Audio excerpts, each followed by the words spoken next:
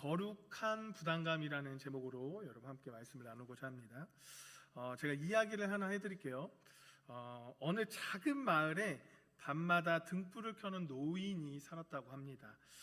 그 마을에는요, 오래된 등대가 하나 있었는데 이미 그 시대가 변하다 보니까 자동화된 지 오래라 사람들은 더 이상 그 등대를 신경 쓰지 않았다라고 해요. 그런데 이 노인은요, 매일 해가 지면 언덕에 올라가서 등대 옆 작은 등불 하나를 직접 밝혔다라고 합니다. 비가 오든 또 눈이 오든 몸이 아파도 그 일을 계속했습니다. 사람들이 노인에게 물어봤어요. 아무도 보지 않는데 왜 그렇게 열심히세요? 이제 배도 거의 지나다니지도 않잖아요. 노인은 잠시 웃으면서 이렇게 말합니다. 나는 배를 위해 켜는 게 아니에요. 불을 켤 사람이 더 이상 없을까봐 켜는 것입니다. 어느 날 이 거센 안개가요, 이 마을을 덮치게 되었습니다. 예상치 못한 작은 어선 한 척이 방향을 잃고 헤매게 되었어요. 그때 언덕 위에 그 희미하지만 분명하게 빛나던 그 작은 등불을 보고 어선은 무사히 항구로 돌아올 수 있었습니다. 다음 날 사람들은 노인에게 감사 인사를 전하는 거예요. 노인은 고개를 저으며 말했어요. 나는 여러분이 알아주기를 기대하며 불을 켠 것이 아닙니다. 다만 꺼지면 안 될 것 같아서 그래서 켰을 뿐입니다. 이렇게 대답했다고 합니다. 사랑하는 여러분, 열정이란 무엇일까요? 여러분, 사람들이 알아주기 때문에 타오르는 불이 아닙니다. 아무도 보지 않아도 꺼지지 않게 지키는 불이에요. 그게 열정입니다. 오늘 여러분이 지키고 있는 열정의 등불은 과연 무엇입니까? 사랑하는 우리 한빛교회 성도 여러분, 구약 선지자들은요, 하나같이 뜨거운 가슴을 가지고 있었어요. 열정을 가진 사람들이 있었습니다. 또한 신약의 사도들도 마찬가지였어요, 여러분.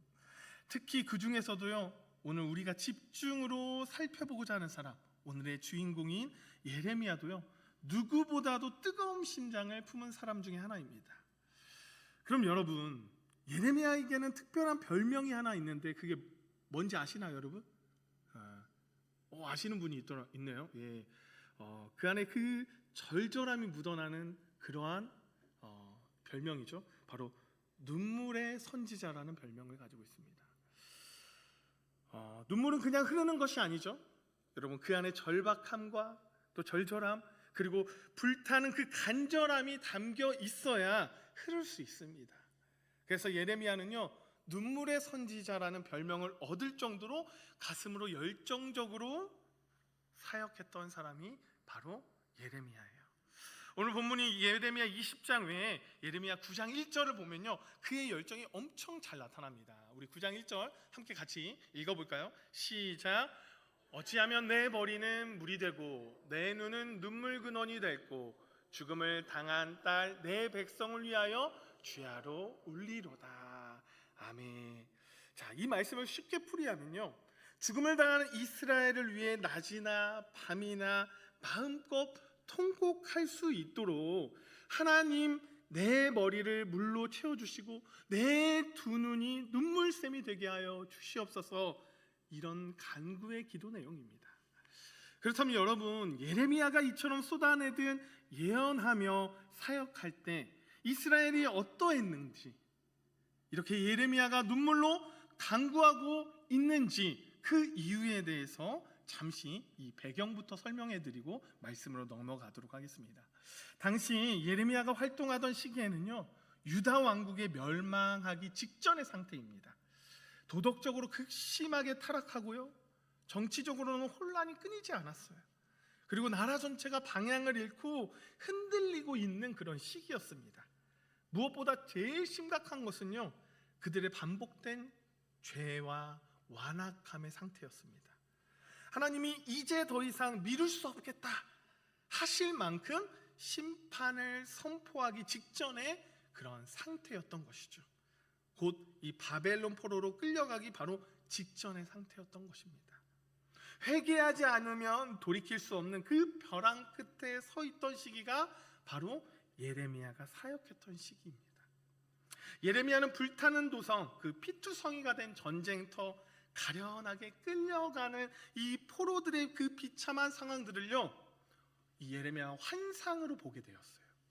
그래서 예레미야는요, 그 풍전등화와 같은 위기 앞에선 이 민족을 바라보면서요, 곧 닥쳐올 이 재앙에 가슴 아파하며 이스라엘을 향해서 이렇게 예언을 합니다. 이스라엘아, 파멸과 멸망이 우리를 기다린다. 사랑하는 여러분, 하나님이 예레미야에게 맡기신 그 메시지의 핵심이 있습니다. 그 핵심은요, 예레미야가 품을 수 없는 그 단어였어요. 그 단어는 바로 파멸과 멸망이었습니다. 유다는 죄로 말미암아 이 바벨론의 침공을 받아 폭력을 당하고 결국 이 나라의 문을 닫고 멸망하게 될 것이라는 그 외침이었습니다. 그렇게 외치기 싫었던 그 예레미야는 하나님의 말씀에 순종하면서 질그릇을 들고 밖에 나가 이 백성들을 향해서 이 질그릇을 산상조각 내면서 말합니다. 이 나라가 이렇게 깨질 것이다. 이렇게 선포를 해요. 그는 영원히 보존되리라 믿었던 그 화려한 성전이 다 무너질 것이고 예루살렘 성이 세계 만국의 저주거리가 될 것이라는 예언을 백성들 앞에 합니다. 심지어 여러분, 시드기야 왕 4년에는요 나무 멍에를 메고요 무리 앞에 나가서 유다가 바벨론의 속박 아래 들어갈 것이 분명하니 이제 더 이상 바벨론과 싸우지 말고 화해하라, 이렇게 권고까지 합니다. 이러한 선포는요 예레미야의 입장을 더욱 난처하게 만들게 되었어요. 그로 인해 이스라엘 백성들에게 매국노, 이 하나님을 모독하는 자, 이 반역자야, 이런 소리를 듣게 됩니다. 그래서 예레미야는요 옥에 갇히게 되고 매질을 당하게 돼요. 가진 고생을 다 하게 됩니다. 또한 백성들이 떼거리로 몰려와서요 그를 죽이려고 하기까지 합니다. 실제로 예레미야는요 물 없는 그 진흙 구덩이에 던져져서 죽을 고비를 넘기기도 합니다. 더 안타까운 사실은요 고향의 친척들까지도 그를 반역자로 몰아붙이며 죽이려고 했던 것입니다. 얼마나 비참합니까 여러분. 예레미야는 가는 곳마다 미움의 눈초리와 반대를 견뎌야 했습니다. 멸시와 핍박 그리고 협박과 공포가 한시도 예레미야를 떠나지 않았어요. 안팎으로 조여오는 이 고통을 견디다 못해 그가 토해내며 호소를 하는데 그 내용이 바로 8절의 말씀이에요. 우리 8절의 말씀 한번 읽어볼까요 여러분? 자, 시작. 내가 말할 때마다 외치며 파멸과 멸망을 선포함으로 여호와의 말씀으로 말미암아 내가 종일토록 치욕과 모욕거리가 됨이니이다. 그는 견딜 수 없는 고통으로 예언자의 직책을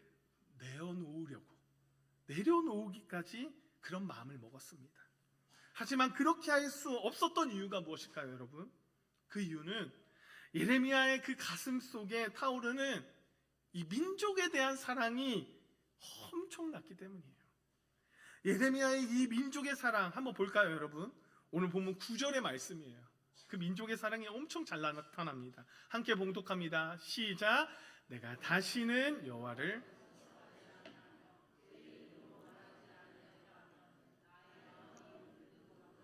골수에 사무치니 답답하여 견딜 수 없나이다. 예레미야는 다시는 메시지를 전하지 않겠다, 모든 단념을 하고 싶었지만 그의 마음은 그를 결코 그렇게 가만두지 않았어요. 백성들이 심판받는 그 처참한 그 마지막 모습이 너무나 생생하고 고통스럽게 다가왔기 때문입니다. 그래서 자신의 그 수치와 질고를 각오해서라도 멈출 수가 없었어요. 9절을 다시 보여주시겠어요? 9절. 자, 여러분 여기 보면요 마음과 골수라는 단어가 있습니다. 마음과 골수. 여러분 이 단어는 예레미야 이 내면의 깊은 진실을 보여주는 단어라고 할 수 있어요. 하나님을 향한 그 열심과 그 동족의 미래를 향한 그 아픔이 불처럼 이글거리고 있다는 증거를 말하고 있는 것입니다.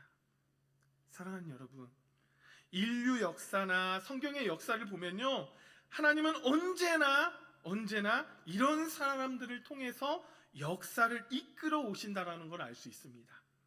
시대가 안고 있는 그 아픔이나 하나님의 비전에는 관심도 1도 없고, 종교를 그저 자신의 유익과 그런 풍성함을 채우는 도구로 삼는 사람들은 그저 스쳐 지나가는 구경꾼에 불과하죠.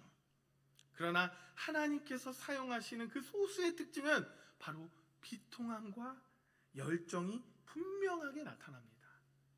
남들은 그저 혀를 한번 차고 지나갈 일에도 가슴을 붙잡으면서 누군가는 해야만 한다, 이런 거룩한 부담감이 식지 않아 자신을 온전히 던지게 되는 사람들이 있습니다. 예레미야가 그런 사람이었어요, 여러분. 그래서 그는 결국 애굽에서 비참한 최후를 맞이하지만 그의 삶은 결코 불행하지 않았습니다. 여러분, 미국의 위대한 선지자, 선교사, 위대한 선교사를 좀 소개를 해보려고 합니다. 이 사람의 이름은요, 데이비드 브레이너드라는 사람입니다. 이 사람은 예레미야 같은 그런 열정을 가진 사람이었어요. 1718년에 태어나 불과 29살에 생을 마감하게 됩니다. 그 짧은 삶을 전체로 이 북아메리카 인디언들의 복음을 전파하는데 사용하였는데, 브레이너드는요, 깊은 숲속에서 춥고 외롭고 병든 그 몸을 이끌고 사역한 사람이에요. 그는 나중에 결핵으로 피를 토하면서 하나님 앞에 이렇게 기도합니다. 주님, 아직 이거 보여주시면 안 돼요. 주님, 내가 아무것도 아니어도 상관없습니다. 다만 주의 이름만 높임을 받으신다면 그걸로 충분합니다. 이 브레이너드는요, 사람들의 인정도, 눈에 띄는 사역의 열매도 거의 없었지만 그의 일기에는 눈물의 기도와 불타는 갈망이 가득 넘쳐나 있습니다. 그는 성공한 사역자가 되기를 원하지 않았어요. 오직 하나님 앞에서 충성된 사람이 되기를 원했습니다. 이 브레이너는요, 여러분, 인디언들이 땅을 빼앗기고 부당한 대우 속에서 살아가는 그 모습을 보며 가슴이 사무치는 아픔을 느꼈고, 평안한 삶을 뒤로 한 채 그들의 권리와 복음을 위해 자신의 삶을 기꺼이 내어놓기까지 한 사람이에요. 나중에는요, 오해와 또 모함 속에서 묵묵히 사역하다가 과로와 지병으로 생을 마감하게 됩니다. 그가 남긴 일기는요, 생을 마감한 이후에 출판되는데요, 조나단 에드워즈, 그리고 윌리엄 캐리, 헨리 만틴과 같은 수많은 유명한 선교사들에게 깊은 도전과 부르심을 불어넣게 됩니다. 사랑하는 여러분, 이 데이비드 브레이너드, 이분의 삶은 오늘 우리에게 이렇게 말해줍니다. 사진 좀 띄워주실래요, 여러분? 사진 좀 띄워주세요. 이렇게 말합니다. 열정은 오래 사는 것으로 증명되지 않습니다. 하나님 앞에서 얼마나 불타는가로 증명됩니다. 이 브레이너드가 이 일기 속에서 한 말이에요. 여러분, 우리에게도 이런 마음이 있는지를 스스로 돌아보기를 원합니다. 이런 분이 계실지도 몰라요, 여러분. 목사님 방금 말씀하신 이런 마음이 뭔가요? 어떤 마음을 말하시는 건가요? 이렇게 말씀하시는 분들이 있을 것입니다. 지금 제가 드린 말씀, 이런 마음은 오늘 제목인 바로 거룩한 부담감이에요. 거룩한 부담감. 사랑하는 여러분, 내가 굳이 안 해도 되는 일이고 그냥 지나쳐도 아무도 뭐라 하지 않을 일인데, 무언가 내 마음에 꽂혀서 외면할 수 없는 그 사명이 있다면 그것은 바로 거룩한 부담감입니다. 느헤미야를 생각해 봅시다, 여러분. 그는 페르시아의 고위 간직에 있었기에 가만히 있어도 아무 문제 없었어요. 더 평안하게 살 수 있었습니다. 그러나 그 무너진 조국의 그 성벽의 소식을 듣고 그는 금식하며 울었어요. 그 아픔이 그를 움직여 결국 예루살렘 성벽을 재건하는 역사를 이루게 됩니다. 우리 예수님도 그러셨잖아요, 여러분. 이스라엘 백성들을 보시며 목자 없는 양같이 고생하는 그 모습에 창자가 끊어지는 듯한 아픔을 느끼셨다라고 고백합니다. 그 연민이 결국 어디까지 가죠? 바로 십자가라는 무거운 고통을 지게 했고 부활을 통해서 온 인류가 구원을 얻는 그런 은혜를 받았잖아요. 할렐루야. 진정한 열정은 여러분 순간적인 감정에서 나오는 것이 아닙니다. 바로 깊은 성찰과 기도 속에서 나오는 확고한 가치관이에요. 눈물 흘리고 찬양할 때만 반짝이는 그 뜨거움이 아니라 괴로울 만큼 집요하게 나를 따라다니며 그 사명의 자리로 그 몰아붙이는 그 힘이 바로 진정한 열정인 것입니다. 그런데 여러분, 하나님은 그냥 일하시는 분이 아니에요. 모두 알고 계시죠? 하나님은 꼭 사람을 통해서 일하십니다. 아멘입니까? 날개 달린 천사들을 데리고 일하시는 분이 아니세요. 깊은 그 자기 성찰과 믿음 속에서 뜨거움을 회복한 사람들을 통해서 그 한 사람 한 사람을 끄집어내셔서 일하시는 분이 하나님이십니다. 아멘입니까? 우리 한빛교회 성도님 여러분, 그런 사람들이 되기를 원합니다. 하나님이 그렇게 선택한 사람이 저와 여러분이 되기를 소망합니다. 사랑하는 우리 한빛교회 성도 여러분, 오늘은 제 이야기를 좀 해보고 마치도록 하겠습니다. 제가 3가지 사역을 지금 하고 있어요. 첫째는 우리 한빛교회에서 청년부 사역을 하고 있죠. 두 번째는 제가 이제 전주 비전대학교라는 곳에서요, 교목실에서 교수 일을 하고 있습니다. 그리고 마지막으로 제가 제일 중요하게 여기는 사역인데요, 바로 플레더십이라는 사역이에요. 여러분 혹시 유튜브에 검색할 창이 있다면 플레더십이라는 검색을 하셔서 꼭 구독과 좋아요, 알림 설정 부탁드리겠습니다. 구독자 수가 이제 500명을 향해 넘어가고 있는데요. 자, 제가 지금 사역하고 있는 이 플레더십을 어떻게 세웠는지 그 이야기를 좀 해드리려고 해요. 저의 이야기가 좀 여러분에게 좀 도전이 되었으면 좋겠습니다. 여러분, 저는요, 이 지역 사람입니다. 아시죠? 얼굴은 저기 아메리카에서 올 것 같은 그런 사람 같이 보이지만 이 지역 바로 전주에서 저는 태어나고 자랐습니다. 전주 촌놈이죠. 저희 와이프는 서울 사람이에요. 제가 서울에 올라가서 만나게 돼서 결혼하게 되었는데요. 저는 전주대 기계공학과에 다니고 있었습니다. 대학 때 전주대 기계공학과에 다니면서 겉으로 보면요, 문제없이 평범하게 살아가는 공대생이었어요. 그래서 제 안에 자꾸 이런 마음이 드는 거예요. 이 길이 정말 내 길 맞나? 이렇게 평범하게 살아가고 평범하게 이렇게 공부하는 길이 맞는 길인가? 이렇게 졸업하면 되는 건가? 지금 생각해 보면요, 이것 때문에 가족 모두가요, 고민거리가 되었습니다. 이런 생각이 저를 지배하면서요, 공부에 열정은 생기지도 않고 마음은 점점 무거워졌습니다. 학교를 마쳐야 한다는 의무감은 있었죠. 아버지가 원하시니까. 하지만 학업을 이어가는 것은 행복하지 않았어요. 제 안에 설명할 수 없는 부담감이 굉장히 많았습니다. 그러던 어느 날 집 앞에서요, 우연히 한 장의 포스터를 보게 돼요. 그 포스터는요, 어떤 곳이었냐면 바로 음악을 가르쳐주는 학교였어요. 지금은 많이 보편화가 됐습니다. 실용음악이라는 그런 음악인데요, 팝음악이죠. 팝음악을 그때 당시에는 가르쳐주는 학교가 많이 없었습니다. 거의 다 학교마다 클래식 음악을 가르쳐줬어요. 그런데 그 포스터를 보고 제 마음속에 문득 저 학교를 가야겠다라는 생각이 들었습니다.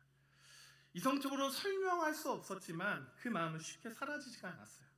결국 저는요, 준비되지 않은 채로 무작정 서울로 지원서를 내기 위해서 향했습니다.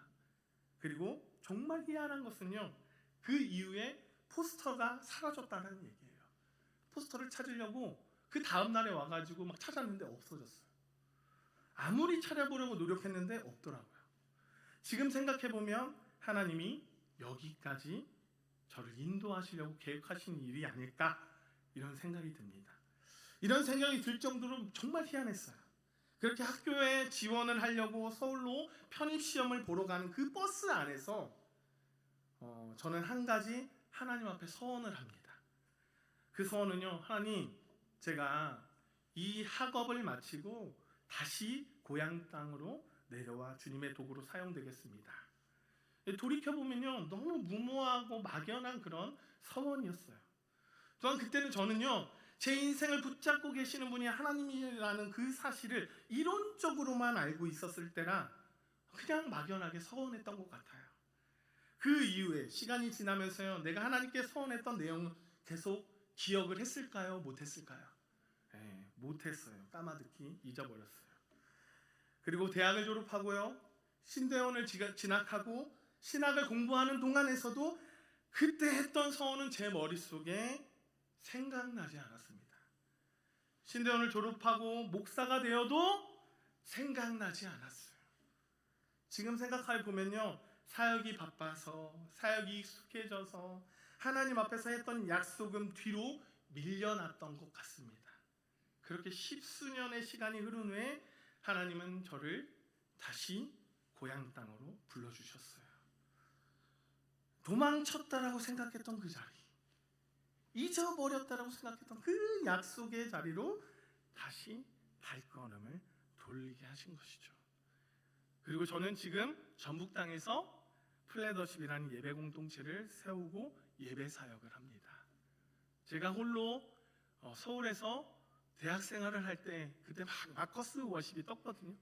혼자 막 가서 마커스 워십을 가서 예배드리고, 저기 분당에 가서 또 예수전도다 그 화요 모임을 혼자서 예배를 드리면서 많은 은혜를 받았어요. 근데 왜 고향 땅에는 그게 없을까라는 생각을 많이 했습니다. 그래서 저를 이곳까지 불러주신 것 같습니다. 여러분, 지금 제가 플레더십 사역이 편해서 하는 사역이 아니에요. 절대로 아닙니다. 힘들면 더 힘들어요. 그리고 이 사역은요, 제가 돈을 받고 하는 사역이 아니에요. 제가 돈을 들이면서 하는 사역입니다. 제가 학교에서 벌어가지고 그 돈을 여기다 쏟으면서 하고 있습니다. 그럼 무엇 때문에 하는 걸까요, 여러분? 이 사역은 바로 내 안에 타오르고 있는 거룩함, 부담감 때문이에요. 그리고 예배가 형식으로 남아있는 것이 아니라 이 전북 지역의 이 신앙인들의 삶이 예배로 회복되기를 바라는 그런 마음이 있어서 그 사역을 하고 있습니다. 또한 하나님의 임재를 가볍게 소비하지 않기를 바라는 마음이 있어서 그 부담이 저를 여기까지 이끌고 있어요. 3년 이상의 예배를 드리는데요, 저에게 많은 기름을 부어주셨습니다. 매주 극동방송에서 라디오로 송출이 되고요, 또 유튜브는 처음에 100명도 안 되고 50명도 안 되는 구독자 수가 지금은 500명 가까이 되고 있어요. 지금 돌아보면요, 플레더십은 제가 치밀하게 계획해서 세운 공동체가 아닙니다. 하나님께서 잊고 있던 그 서원, 그때의 서원을 다시 기억나게 하시고 외면하고 싶었던 그 부담을 다시 품게 하셔서 세우신 하나님의 공동체예요. 그래서 저는 확신해요. 하나님은 우리 인생에 그냥 부담을 주시는 분이 아니라 바로 거룩한 부담감으로 우리를 부르시는 분이시구나. 그 부담을 외면하지 않을 때 하나님은 반드시 그 삶을 통해 우리들의 이야기를 써 내려가시는 분이구나 라는 걸 알게 되었습니다. 사랑하는 여러분, 오늘 말씀을 정리하며 마지막으로 한 가지 질문을 드리고 싶어요. 여러분의 가슴 속에는 지금 어떤 불이 타오르고 있습니까? 예레미야의 가슴 속에는 민족을 향한 하나님의 마음이 불처럼 타올랐어요. 그래서 그는 욕을 먹고 매를 맞고 죽음의 위험 앞에서도 그 불을 끄지 않았습니다.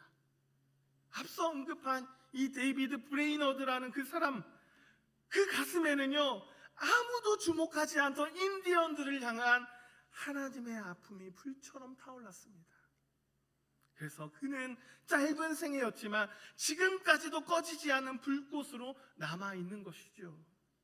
그리고 하나님은 오늘도 여전히 사람을 찾고 계세요. 똑똑한 사람? 잘 준비된 사람, 그런 사람이 아니에요, 여러분. 가슴에 거룩한 부담감을 품고 살아가는 사람을 찾고 계십니다. 여러분, 거룩한 부담감은 축복입니다.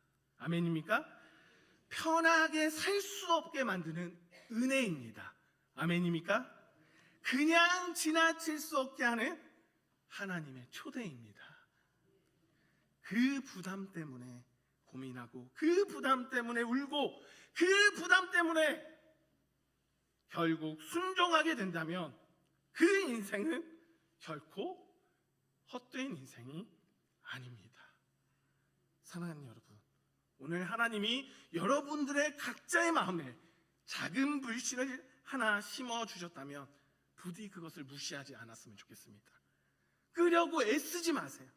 아무도 알아주지 않아도, 당장 열매가 보이지 않아도 그 불을 지켰으면 합니다. 아멘입니까? 제가 이 플래너십을 3년 6개월 하면서 얼마나 뒤집어 엎고 싶었는지 아십니까? 엄청 엎고 싶고, 다시 목사도 내려놓고 싶었어요.